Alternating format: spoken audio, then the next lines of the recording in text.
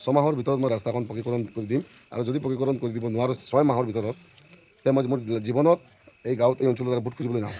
নিশ্চয় আপুনি আজমানগৰৰ পৰা পশ্চিম মৌডংগা 9 নম্বৰ ৱাৰ্ডত আহিছে। এই ৰাস্তাৰ বিষয়ে আপুনি কি ক'ব? স্যাৰ, প্ৰথমে আপোনাৰ কথাটো হ'ল 5 বছৰৰ পৰা ইউডিএফৰ দখলত নহয়। ইউডিএফৰ দখলত এই সমষ্টিখন 20 বছৰৰ পৰা আছে আৰু আজমানগৰৰ ৰাইজৰ লগত আমি মত বিনিময় কৰিছোঁ বা এই অঞ্চলৰ মৌডংগা অঞ্চলৰ ৰাইজৰ লগত কৰিছোঁ আৰু সভা আছে আমাৰ, তাতো কৰিম আৰু ৰাইজৰ লগত কি মত বিনিময় কৰিম। আমি আহোঁতে এই 1.5 কিলোমিটাৰ জেগা আহোঁতে আমাৰ লাগি গৈছে আধা ঘণ্টা। মোৰ গাড়ী 3বাৰ তল ফাঁচিছে গাড়ীত।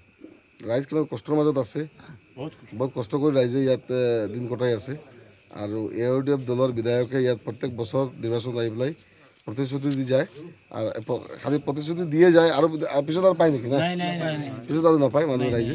কিন্তু ৰাইজে এইবাৰ পৰিৱৰ্তন বিচাৰিছে। আমি আশাবাদী বীণা গান্ধী সমষ্টি পৰিৱৰ্তনত গৈ আছে। আপোনালোকে চাব এইবাৰ বীণা গান্ধী সমষ্টিত ইউডিএফ দল শেষ কৰাৰ কাৰণে বীণা গান্ধী ৰাইজ মাৰবান্ধি থিয় হৈছে। আমি ৰাইজক সহায় কৰি আছোঁ আৰু ৰাইজৰ হকে আমি ৰাইজৰ লগত আমি কাম কৰি যাম। এইবাৰ দেখিবলৈ পোৱা গ'ল অসমৰ বীণা গান্ধী সমষ্টিত চুকে কোণে দেখিবলৈ পোৱা গ'ল আপোনাৰ নামটো প্ৰচাৰ হৈ আছে।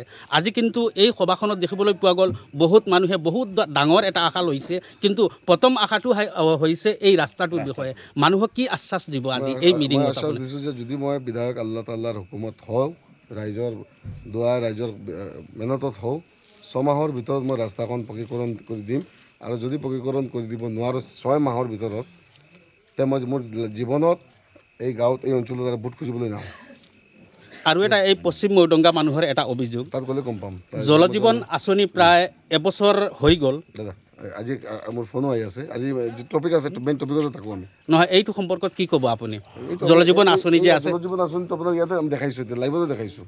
হয়, জলজীৱন ফেইল এটা স্কিম কৰি বহি আছে।